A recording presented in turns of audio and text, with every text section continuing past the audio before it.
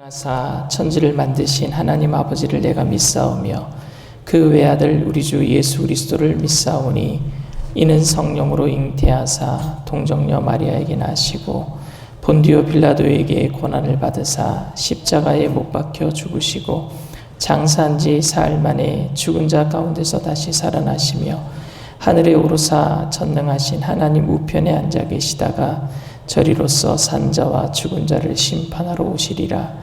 성령을 믿사오며 거룩한 공예와 성도가 서로 교통하는 것과 죄를 사하여 주시는 것과 몸이 다시 사는 것과 영원히 사는 것을 믿사옵나이다. 아멘. 사랑과 은혜가 풍성하신 좋으신 하나님 은혜를 감사합니다. 오늘도 하나님께서 사랑하시는 귀한 청년들을 새벽에 주님 제단으로 불러주시니 감사합니다.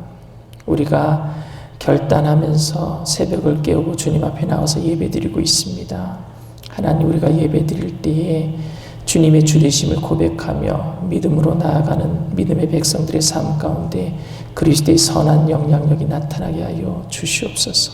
성령님, 오늘도 환영하고 인정하고 모셔드리고 의지합니다. 바람같이 불같이 생수같이 임재하여 주시옵소서. 우리의 답답한 심령 가운데 성령의 생명의 생명수가 넘쳐난 귀한 시간 되게 하시고 또 우리가 기뻐함으로 주님을 영화롭게 하는 주님만이 주인 되시는 복된 시간 되게 하여 주시옵소서. 감사드리며 예수님의 이름으로 기도드립니다. 아멘. 은혜 받으실 말씀은 디도서 3장 9절에서 11절 말씀입니다. 디도서 3장 9절에서 11절까지 말씀입니다. 우리 다 함께 봉독합니다. 그러나 어리석은 변론과 족보 이야기와 분쟁과 율법에 대한 다툼은 피하라. 이것은 무익한 것이요 헛된 것이니라. 이단에 속한 사람을 한두 번 훈계한 후에 멀리하라. 이러한 사람은 네가 아는 바와 같이 부패하여 스스로 정죄한 자로서 죄를 짓느니라. 아멘. 말씀의 제목을 함께 따라해 주시길 바랍니다. 묻고 따지는 신앙. 묻고 따지는 신앙. 저에게 찾아와서 질문하시는 분들 중에 질문을 이렇게 시작하시는 분들이 많습니다. 무식한 질문일 수도 있지만, 바보 같은 질문일 수도 있지만, 목사님을 조금 귀찮게 하는 질문일 수도 있지만, 좀 말도 안 되는 질문일 수도 있지만, 이렇게 질문을 시작합니다. 그럼 저는 예, 괜찮습니다. 어떤 질문이라도 하셔도 됩니다. 라고 우선 질문하시는 분의 마음을 조금 이렇게 보도마 하나 드리면서 질문을 잘 할 수 있도록 제가 배려를 해드립니다. 그런데 왜 자기가 질문을 하면서 자기를 디스하면서 바보 같지만 무식한 것 같지만 이렇게 질문을 시작하시는 분들은 왜 그렇게 질문을 할까? 첫 번째 이유는 다른 사람들은 궁금해하지도 않는데, 다른 사람들은 답을 다 알고 있는데 나만 모르고 나만 궁금해하고 있지는 않은가 하는 생각으로 질문하기 때문에 아마 그런 말씀을 질문 처음에 던지는 것 같기도 합니다. 또 다른 이유는 질문 자체가 예의 없는 행동이나 겸손하지 못하다라고 하는 사회적인 통념 때문이기도 합니다. 혹시라도 내가 질문을 던졌는데 목사님이 답을 모르고 있다면 목사님이 얼마나 난처하실까? 그래서 그런 질문하는 것은 사회적인 통념에 별로 예의가 없다라고 생각하기 때문에 그렇게 질문할 때에 목사님 죄송한데 이렇게 하면서 질문을 던질 수도 있습니다. 그리고 세 번째 이유는 자신이 호기심을 가지고 있는 부분이 상대방의 시간을 낭비하게 하는 그런 생각이 들 수도 있기 때문에 쓸데없는 질문, 나에게는 참 굉장히 중요한 질문인데 상대방에는 쓸데없는 질문일 수도 있겠다, 상대방의 시간을 빼앗을 수도 있겠다라고 하는 생각 때문에 질문 초기에 바보 같지만 좀 무식한 것 같지만 이렇게 질문을 시작하는 것 아니겠습니까? 어차피 답이 없는 상황인데 그것을 가지고 계속 답을 찾아달라고 상대방을 괴롭히는 것 같단 말입니다. 질문하는 사람에게 상대방이 의미가 없으면 어떡하지 하는 걱정에서 그렇게 시작하는 것 같아요. 그러나 질문을 한다는 의미가 답을 찾는다라는 의미가 아니라 문제를 공유한다라는 의미를 생각할 때 저는 어떤 질문도 바보 같은 질문이 없다라고 생각합니다. 어떤 질문도 의미가 없는 질문이 없다라고 생각합니다. 어떤 사람이 칼빈을 찾아가서 존 칼빈이요. 당회장님이 늘 말씀하시는 장로교회의 창시자 존 칼빈을 찾아가서 이렇게 말했다고 합니다. 하나님이 세상을 창조하시기 전에 무엇을 하셨나요? 이렇게 질문을 했대요. 그랬더니 칼빈이 이렇게 대답했다고 합니다. 당신처럼 이런 어리석은 질문하는 사람들을 위해서 지옥을 만들고 계셨습니다. 우스갯소리로 만들어낸 이야기이겠지만 정말로 칼빈이 이런 질문을 무식한 질문으로 생각하고 이렇게 대답했다면 정말로 아쉬운 일일 것입니다. 저는 이런 질문도 우리들에게 필요하다라고 생각합니다. 저는 어떤 질문도 무의미한 것이 없다라고 여깁니다. 때론 건전하지 못한 질문이 있을 수는 있습니다. 자신의 지식을 드러내기 위한 질문, 분쟁을 일으키기 위한 질문, 상대방을 괴롭게 하기 위한 질문일 수도 있습니다. 그러나 우리는 상대방의 의도를 모르기 때문에 나쁜 의도의 질문에 현혹되거나 이용당할 수도 있고, 그러나 선한 의도의 질문을 오해할 수도 있기 때문에 우리는 어떤 질문이라도 사실은 그 의미를 파악하기 전에 벌써 내가 이것을 판단해서는 안 되는 것입니다. 항상 깨어있다라는 말은 상대방의 질문을 잘 모른다라는 사실에 의해서 아예 질문을 못하게 만들지도 말고, 그렇다고 악한 의도의 질문에 끌려다니며 이용당하지도 말라라고 하는 긴장 상태, 텐션을 이야기한다고 저는 생각합니다.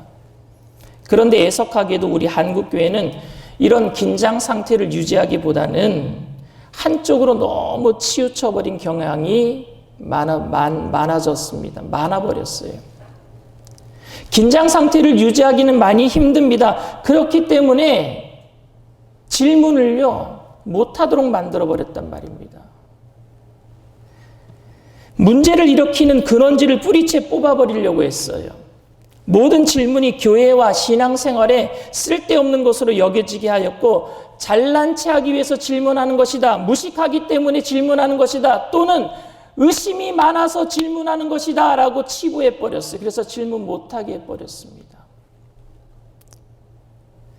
교회 안에서 질문은 하지 않는 것이 신앙생활 잘하는 것으로 여겨지게 되었어요. 이런 생각을 가지도록 크게 일조한 말씀이 오늘 본문과 같은 말씀입니다. 바울의 서신서에 보면 오늘 본문과 같은 말씀들이 많이 등장해요. 디모데전서에서도 디모데에게 이렇게 얘기합니다. 디모데후서 2장 16절입니다. 망령되고 헛된 말을 버리라. 그들은 경건하지 아니함에 점점 나아가니라. 망령되고 헛된 그런 말들 하지 말아라. 그런 어리석은 질문들 하지 말아라 하는 것처럼 들려요. 오늘 디도서에서도 디도에게 어저께 제가 말씀드린 것처럼 끊임없이 복음을 전해야 된다, 여러 가지 선한 일들을 전해야 된다, 선한 사람으로서 살아가야 된다라고 말한 다음에 그 복음을 전하면서 어리석은 변론과 족보 이야기와 분쟁과 율법에 대한 다툼은 피해라 라고 오늘 말하고 있어요. 복음을 전하면서 어리석은 변론과 족보 이야기, 그리고 분쟁과 율법에 대한 다툼은 피하라. 오늘 9절 말씀입니다. 그러나 어리석은 변론과 족보 이야기와 분쟁과 율법에 대한 다툼은 피하라. 이것은 무익한 것이요 헛된 것이니라 그랬어요. 여러분, 여기서 말하는 어리석은 변론은 무엇일까요? 영어 성경에는 foolish question이라고 되어 있어요. 그러니까 바보 같은 질문, 직역하면 그렇습니다. 근데 정말로 바보 같은 질문을 의미하고 있는 것일까요? 제가 말씀드렸다시피 질문에는 바보 같은 질문이 없습니다. 모든 질문은요, 질문 그 자체로서 의미가 있습니다. 그리고 또 족보 이야기는 무엇일까요? 족보 이야기도 하지 말래요. 여러분들 성경을 읽으면서 가장 힘든 부분이 무엇입니까? 창세기, 출애굽기, 레위기 읽으면서 여러분들 딱 맞춰지죠. 못 읽겠지요. 왜냐하면 거기는 제사 이야기가 많이 나오니까. 그런데 여러분 레위기보다 더 힘든 부분이 어딘 줄 아십니까? 역대상이에요. 역대상. 신약에서는 어디부터 막힙니까? 마태복음부터 막혀요. 왜? 낳고 족보 이야기잖아요. 역대상에서는요 1장부터 9장까지 사람 이름만 나옵니다. 읽어보세요. 아주 저 그거 읽다가 혀가 꼬이는 줄 알았어요. 이스라엘 사람들 이름이 얼마나 힘든지. 근데 1장부터 9장까지 다 사람 이름이에요. 바울이 말한 대로 족보 이야기를 피하려고 한다면요, 성경에 이런 족보 다 없어져야 되잖아요. 그런데 성경은 구속 이야기입니다. 구속 이야기. 하나님께서 우리를 사랑하셔서 우리를 구원하신 이야기. 그러니까 역대상에 기록된 사람들은요, 가나안 땅에 들어간 그 족보들을요, 구원받은 사람들의 이름을 기록해 놓은 것으로 우리는 봐야 됩니다. 그게 얼마나 중요한 일입니까, 그것이. 그러면은 교회에서 족보 이야기 하지 말라니, 그런 일이 그냥 우리가 한국 사람들이 양반집 족보를 좋아하니까 그런 족보 얘기하지 말라는 얘기입니까? 누가 저한테 물어요. 당신은 무슨 성씨입니까? 저는 진주강 씨입니다. 32대손 은혈공파입니다. 이렇게 얘기하지 말라는 거예요. 그런 의미도 아닐 것입니다. 또한 분쟁은 강력한 논쟁을 의미합니다. 그리고 율법에 대한 다툼을 피하라고 했어요. 그런데 여러분, 법치국가에서는 법에 대한 해석에 따라서 죄인을 의인으로 만들 수 있고 의인을 죄인으로 만들 수 있어요. 그러니까 법에 대한 분쟁은 늘 있어야 됩니다. 왜? 죄인이 의인 되면 안 되잖아요. 의인이 죄인 되면 안 되잖아요. 유권 해석이라는 게 있잖아요. 법은 있어도 해석이 따라야 됩니다. 그러니까 오늘날도 재판장에서 판결이 이루어지는 거 아닙니까? 해석에 따라서. 율법도 저는 마찬가지라고 생각합니다. 율법에서 확실하게 여러분, 오징어와 삼겹살은 먹지 말라 그랬어요. 성경에서. 제가 왜 오징어와 삼겹살을 얘기하겠습니까?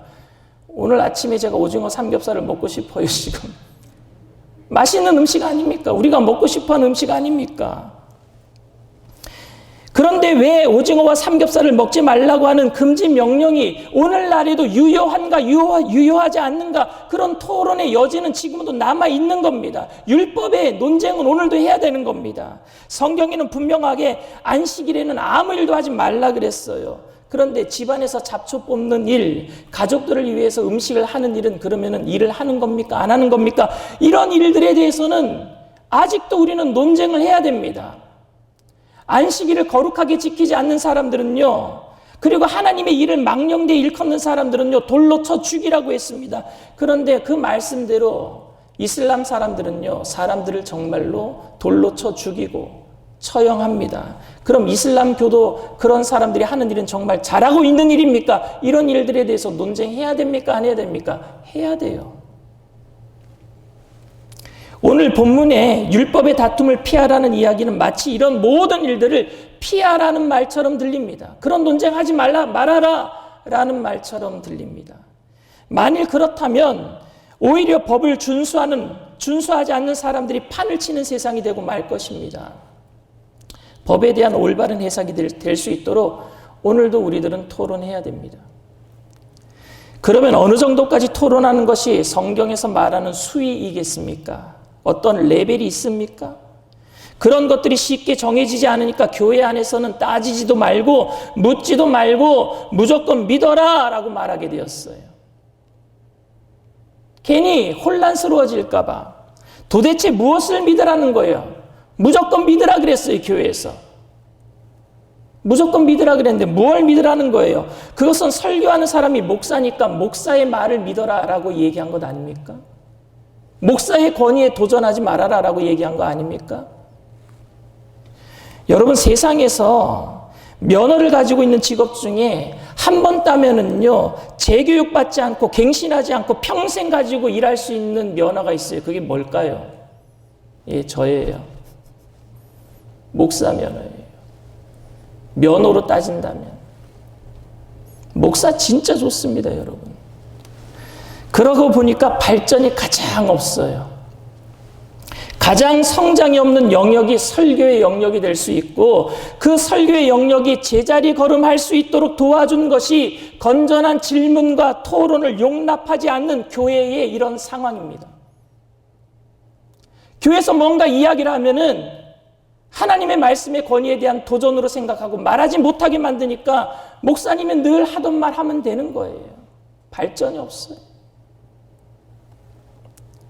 교회사를 들여다보면 율법 위에 제사장 권위를 그 위에 두었어요. 그리고 공동체의 질문이나 올바른 토론을 하나님 말씀에 대한 도전으로 받아들여서 징계한 사건이 교회사에 많이 있습니다, 여러분. 율법에 대한 토론을 피하라는 그 말은 제사장의 권위를 위해서 교회에서 그 어떤 질문이나 토론을 하지 말도록 도와준 말씀이 되고 말았습니다. 오늘 본문은 여러분 그런 의미가 아니에요. 무조건 질문하지 말아라, 무조건 교회 안에서는 토론하지 말아라, 그런 의미가 아닙니다. 오늘 본문은 악한 의도가 드러난 거짓 선생을 염두에 두고 사도 바울이 한 이야기, 글에 대해는 거짓 선생이 들어와 있다라고 말씀을 드렸잖아요. 그러니까 분쟁을 목적으로 한 그 사람들의 질서를 파괴하는 것을 목적으로 한 거짓 선생들을 용납하지 말아라란 말이에요. 교회 안에. 교회는 분쟁을 피하기 위해서 질문도 허락하지 않고 건전한 토론까지도 하지 못하도록 만들었어요. 이것 때문에. 그런데 아이러니하게도 교회는 말도 안 되는 일로 분쟁이 휩싸이고 갈등에 교회가 나눠지기도 했습니다. 말하지 못하도록 했는데, 질문하지 못하도록 했는데, 목사의 권위에 도전하지 못하도록 했음에도 불구하고 이 말씀을 잘못 오역해서 그렇게 하지 못하도록 했음에도 불구하고 교회는 깨졌단 말입니다. 교회를 분열시키는 25가지 이유라고 토마스 레이놀 목사님이 트위터에다가 글을 실었어요. 거기에 교회를 깨트리는 25가지 이유를 쫙 적어 놓으신 거예요. 그런데 그 밑에 댓글들이 쫙 달렸어요. 우리 교회는 이것 때문에 깨졌습니다. 우리 교회는 이것 때문에 깨졌습니다. 그런데 그 댓글들을 보니까요, 우리 교회는요, 저 뒤에 시계를 달지 말자, 그것 때문에 시계파, 반대 시계파 해갖고 깨졌대요. 예배 드리는데 목사님이 시계 보다가, 여러분 트레스 디아스라고 하는 훈련 받아보셨나요? 거기 들어가면은요, 핸드폰 반납해야 되고 시계 다 반납해야 돼요. 왜냐하면 시간 가는 줄 모르고 하나님의 은혜에 빠져야 된다는 의미 안에서. 그러니까 교회 안에도 저런 시계가 없어야 된다. 은혜를 제한한단 말이에요. 시간이. 그러니까 시계 없애자는 파가 있고, 아니다, 시간이 있어야 된다라는 파가 있는 거예요. 그것 때문에 교회가 깨졌대요. 그 댓글에다 그걸 써놓은 거예요. 어떤 사람은요, 우리 교회는요, 커피를 바꿔서 깨졌습니다 그러는 거예요. 미국 교회 얘기예요. 미국 교회. 미국 교회는요, 커피를 내려놓는 이런 카페들이 있어요. 저희 교회, 제가 담임했던 교회도 있었거든요. 근데 저희 교회는요, 폴저스라고 하는 커피를 내렸어요. 그게 제일 싸서. 코스코 같은 데 가면 이만한 드럼통으로 굉장히 쌉니다. 폴저스라는 커피를 먹었어요. 근데 아마 그 교회도 그 폴저스라고 하는 커피를 먹었나 봐요. 근데 어느 날 그게 스타벅으로 바뀌었대요. 그러니까 스타벅으로 바꾸려고 했던 사람이랑 폴저스라고 하는 커피를 먹으려고 하는 사람이랑 싸워가지고 교회가 깨졌대요. 또 댓글에 무슨 글이 있느냐면은, 미국에서는요, 교회에서 큰 어떤 명절이나 교회에 어떤 행사가 있을 때 팟락을 합니다. 팟락. 집에서 음식들을 해와서 자기가 잘하는 음식들을 해와서 같이 뷔페처럼 먹는 것을 팟락이라고 합니다. 팟이 뭐냐면 냄비란 뜻이고, 락이라는 그거는 럭키란 뜻이에요. 행운의 냄비 하나씩 갖고 와서 다 같이 먹는 것. 근데 교회에서 이런 행운은 있을 수 없다. 우리는 블레싱이다. 은혜를 받는 사람들이다. 축복을 받은 사람이다. 그러니까 팟락이라고 하는 말을 써서는 안 된다. 그래서 팟 블레싱이라고 하자라는 사람들이 나타난 거예요. 그래서 팟락 파랑 팟 블레싱이랑 파랑은 나눠졌대요. 여러분, 저는 스타벅 커피를 먹든지 폴조스 커피를 먹든지 그건 개인의 취향이니까 그런 거에 대해서는 토론하고 의논해야 된다고 생각합니다. 교회에 시계를 붙일 것인가 시계를 뗄 것인가 이것에 대해서는 우리는 토론이 필요합니다. 왜? 서로 이해를 해야 되니까. 그리고 정말로 파틀락이라고 하는 원래의 단어가 있는데 블레싱이라는 단어를 붙이자고 하는 그 사람들의 의미 때문에 그 사람들이 하는 의미를 알고 그런 것에 대해서 토론도 해야 됩니다. 그런데 우리는 그런 것들을 무시해버리고 싸움이 되어버렸단 말입니다. 결과적으로 교회를 어지럽게 만들고 거짓 선생의 악한 의도에 교인들이 이용당해서 교회가 깨지는, 거짓 선생의 아비가 누구겠어요? 마귀 아닙니까? 그 마귀의 의도에 교회가 깨어지고 만 것 아닙니까? 결과적으로 그것 때문에 교회가 깨어져서는 안 되는데 이런 아주 미미한 일들 때문에 교회가 깨어졌단 말입니다. 누가 보아도 분쟁의 이유가 되어서는 안 되는데 그것 때문에 우리는 마귀에게 이용당하고 말았단 말입니다. 이미 전에 말씀드린 것처럼 그레데 교회에는요, 거짓 선생들이 들어와 있었습니다. 그들은 더 알기 위함이 아닌 교회를 한번 흔들어 보겠다라는 목적으로 율법에 대한 논쟁을 시작했고 교인들이 궁금해했지만 묻지 않았던 질문을 던지기 시작했습니다. 그래서 사람들은 궁금했던 것들에 대해서 반응하기 시작했고 그래서 말하기 시작했어요. 그래서 결과적으로 교회가 어려워졌고요. 그것에 대해서 사도 바울은 오늘 10절, 11절에 이렇게 얘기합니다.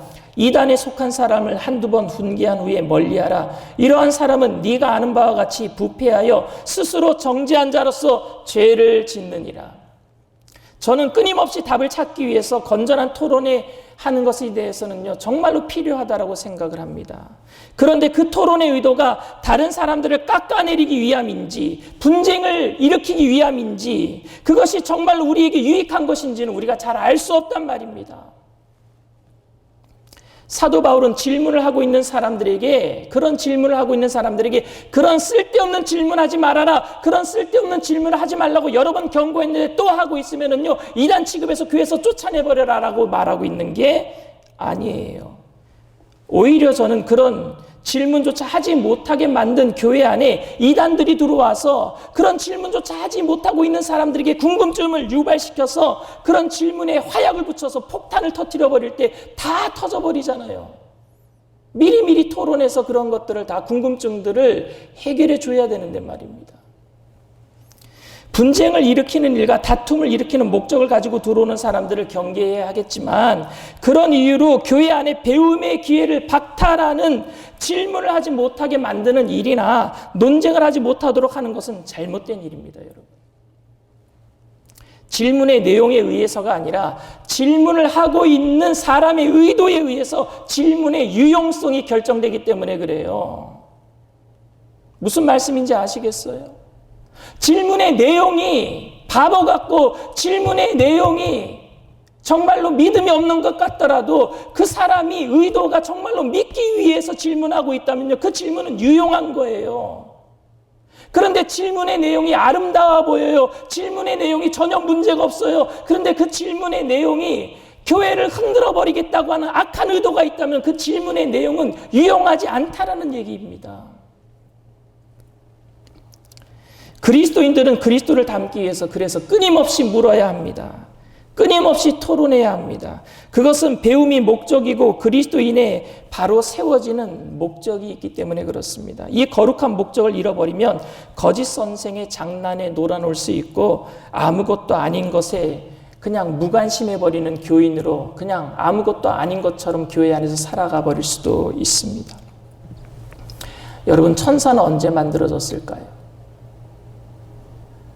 사람이 밥 먹는 그 밥숟가락에 천사의 영혼이 천사가 몇 명이나 올라갈 수 있을까요? 삼위일체 하나님은 어떻게 생겼을까요? 이거 질문은 제가 만들어낸 질문이 아니라 초대교회의 교회 안에 있었던 질문입니다. 이런 질문들은 여러분 참으로 귀한 질문입니다. 이런 질문들은 교회로 하여금 건강한 교리들을 만들어내도록 만들었어요. 윤리적인 타락을 막아주었습니다. 초대교회에 이런 질문들이 많아서 종교회의가 계속 있었어요. 사도들이 모여서 종교회의를 하고 사도들의 그 제자들이 속사도들이 또 모여서 회의를 하고 그 속사도의 또 제자인 교부들이 모여서 그래서 또 회의를 하고 그래서 여러분 교리가 만들어진 거예요. 그런데 교회가 이런 질문을 하는 사람들을 죄인 취급하기 시작했습니다. 그리고 그들을 교회 바깥으로 나가라 그랬어요.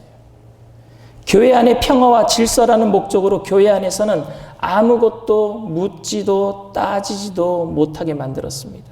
무조건 시키는 대로 하는 사람이 순종하는 사람이고 믿음이 좋은 사람이라는 이미지를 만들어버렸습니다. 바울은 주입식 성경 공부나 전통을 답습하자고 말하는 것이 아닙니다. 바울이 경계하고 있는 것은 이미 드러나 있는 거짓 선생들에 대한 정체입니다. 교회는 궁금증으로 인한 배움에 대한 열정을 무익한 것으로 아무것도 아닌 것으로 취급해버려서는 안 됩니다. 거짓 선생의 의도를 경계해야 하지만 예수 그리스도를 닮아감에 있어서 질문과 토론은 아무리 강조해도 다함이 없습니다. 예수 그리스도를 닮아가는 배움은 공동체의 유익을 위함입니다. 우리 청년들은 질문 많이 해야 돼요. 그래서 성장하기 위해서 궁금한 게 있을 때마다 질문해야 합니다. 공동체의 유익을 위해서 배움을 포기해서도 안 되고 자신의 질문 때문에 공동체가 또 무너져서도 안 됩니다. 바로 이런 긴장 때문에 이단에 속한 사람을 멀리하라 오늘 얘기를 했어요. 사도 바울이. 이단에 속한 사람을 멀리하라는 말씀 속에는 어떤 의미가 담겨 있는지 아십니까? 자신을 살펴라 라는 말씀이 담겨 있어요. 그러니까 남들이 저 질문하니까 저 사람 이단 같다가 아니라 내 안에 이단은요 판단하는 게 힘들어요. 왜? 이단이 더 천사처럼 가장하고 다가오기 때문에. 그 사람이 하는 질문의 의도를 파악하기는 시간이 오래 걸립니다. 그런데 나의 의도는요 너무 파악이 잘 돼. 왜? 내가 알아요. 그러니까 이단을 멀리하라는 그 말 속에 자신을 살펴라는 의미는 뭐예요? 나를 돌아보라는 의미예요. 내가 정말로 지금 배우기 위해서 질문하고 있는지 아니면 공동체를 흔들기 위해서 질문하고 있는지는 그 의도는 남들이 몰라도 내가 안단 말입니다. 내 자신의 의도는. 그래서 내가 판단하고 잘못된 질문이라고 생각하는 것은 하지 말아야 돼요. 우리는 나쁜 의도를 가지고 던진 질문이라고 할지라도 그 속에서 우리는 건강한 그리스도인의 모습을 닮아가기 위한 배움을 찾아낼 수도 있어요. 다른 사람들이 나쁜 의도로 질문했지만 그 속에서도 우리는 건강하게 배움을 찾아낼 수 있습니다. 그리고 우리가 가지고 있는 질문 중에 거짓 선생에게 이용당하여 혹시 교회를 깨트리고 다른 사람들에게 혼란을 주면 어떻게 하나 하는 공동체를 먼저 생각하는 마음이 있다면 우리는 그런 질문을 던지지 않기 위해서 또 노력해야 할 것입니다. 거짓 선생들은 척 보면 아는 것이 아니에요. 우리는 여전히 남의 의도는 잘 파악할 수 없습니다. 그러나 우리 자신의 의도는 너무 잘 파악할 수 있어요. 그래서 우리의 마음을 우리가 먼저 지켜야 될 줄 믿습니다. 제가 수요일 날 줌으로 성경 공부를 하잖아요. 여러분들에게 늘 말씀하는 게 질문을 좀 많이 했으면 좋겠다. 궁금한 거 여러분 바보 같지만 남들이 다 아는데 나만 모르는 것 같지만 하세요. 그래야지 여러분들의 신앙이 자라갑니다. 어떤 질문이라도 하세요. 그 질문을 통해서 우리 공동체가 하나님 앞에 바로 세워지게 될 줄 믿습니다. 그리고 여러분들 남들 어떤 질문을 하든지 판단하지 마세요. 그리고 여러분들이 이게 내가 하는 질문을 통해서 공동체가 흔들리겠다 하면은요, 주님께 한 번 더 기도하세요. 주님 앞에서 그렇게 예수 그리스도를 닮아가는 저와 여러분들 다 되시기를 주님의 이름으로 축원을 드립니다. 사랑과 은혜가 풍성하신 좋으신 하나님, 우리 여의도 순복음교회 청장년국이 어리석은 질문이나 족보 이야기나